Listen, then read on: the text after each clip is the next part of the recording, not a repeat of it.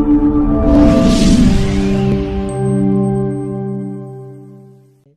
nature, the financing and the contractual arrangements, we will have an answer. Finally, Honorable Speaker, is that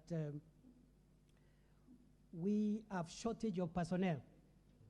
That's another challenge we are having in that department. We have only about 286 civil registrars for the whole country against the establishment of approximately 1,400, which has been approved by the Public Service Commission. We are trying to see how, even if we don't fill the entire complement, the Public Service Commission can help us perhaps hire a few more in the financial year that starts June 2023. Majority Leader, Wangari, you want to have your first shot? Let Majority Leader go first. I'll give you. Thank you, Honorable Speaker. And Honorable Speaker, may commend the CS for being the first CS to appear in this session. But Honorable Speaker, you will, and the House will appreciate that the reason, part of the reasons why we wanted CSs to appear before the House is for them to answer to questions that are of concern to the people, but also to use this opportunity to expound on government policy, on what government is doing. Honorable Speaker, it has been my belief in the past, and maybe something the CS will work to change that belief in me, that the personification of bureaucracy in government and the personification of liturgy in government operations resides in the Ministry of Interior. And if you listened to the answers pertaining to the issues to do with bandits, and even now when I listen to the CS answer the question on slow printing of forms, I hear the CS telling us forms are slowly being printed by the government printer because of challenges of modernization in the government printer's office, challenges of employment, there are low staff levels in the department. When I also listen to the president who has hired the CS, the president is talking about digitization. So I really want to know from the CS, where do you sit as a cabinet secretary in terms of implementing that policy on the digitization of government services? Because you cannot be talking about low levels of staff while we are also complaining of a huge wage bill in the public service, when the president is telling us about digitization and the CS is telling us that he's modernizing printing. Shouldn't we then be getting this B1 form in a digital format? And I can see the PS Citizen Services is seated there. The PS Citizen Services have engaged with him on a unique identifier system that seeks to capture data of newborns digitally, electronically. But now the CS is telling us about modernizing the government printer, hiring another person at the government printer who will be more efficient, leasing equipment instead of buying new equipment. CS, you must tell us, where do you sit?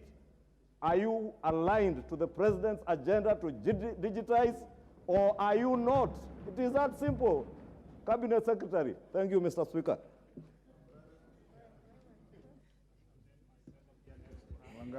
Thank you, Mr. Speaker. I was hoping that this would be a softer question because it has no guns, but I can see the guns are already coming out. But I want to just also thank the CS, congratulate him for being the first one in this very unique arrangement where we get answers firsthand instead of what we used to go about last parliament, 11th parliament, chairs who had no substantial answers. I have listened to the CS very carefully, and Mr. Speaker, this small matter of birth registration may look small, but the inconveniences it gets to people and to the public at large are huge. You want to take your child to grade 1 to register for NEMIS, you need a birth certificate. You want to get a passport, you will need a birth certificate. So, Mr. Speaker, I am actually perturbed to hear the CS say that he has written letters to the government printer, who is also anchored under the same ministry. I do not have the advantage of their nexus, so I will not speak to the letters.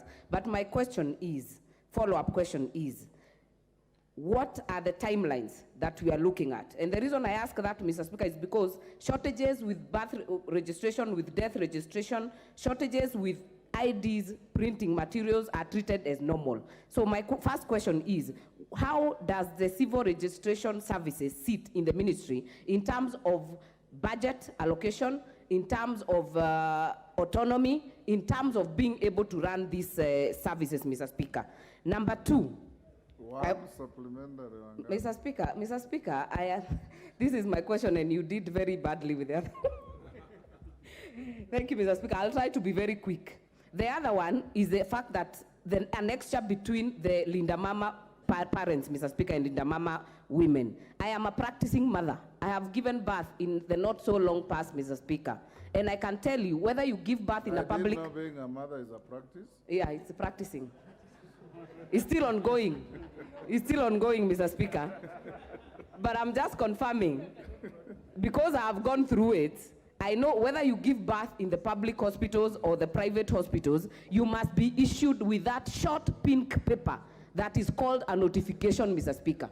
That notification, you can use it in 6 months. But hospitals, and scrupulous hospitals, Mr. Speaker, are detaining mothers so that they are there for longer, so that the bills accumulate to pay. But that pink paper, even for home deliveries, Mr. Speaker, is gotten from the B1 paper that I'm asking about. So that is the annexure with the Linda Mama. And finally, Mr. Speaker, last Parliament, I brought a motion here. It was overwhelmingly approved because many members, including Mwaya MP, the Northern Kenya, Mr. Speaker, do not have civil registration centers. So we requested, and this House passed, that we establish in every sub-county a civil registration center. So I'll be very keen to know what is the progress on that motion, even as we implement, Mr. Speaker, or does it have to wait longer? Thank you, Mr. Speaker.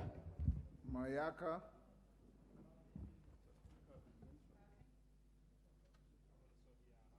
Thank you, Honorable Speaker. Honorable Speaker, my question to the CS, who is a fellow left-handed, so I'm sure he'll think quick on his feet, is in relation to single mothers. The issue that most single mothers experience when they are transitioning from birth notification to birth certificates is that they're not able to get birth certificates for their children because in most instances, they don't have IDs of their father. So my question to the CS is, what support can you give to the single mothers to ensure that they get birth certificates for their children, because they need this to be able to process medical insurance for their children? Thank you. Dr. Nyikal, if you can be as brief as that, it will be very helpful. I take 4 and close the chapter to the next question. Thank you, Mr. Speaker. May I also appreciate the Minister for being the first to answer questions here.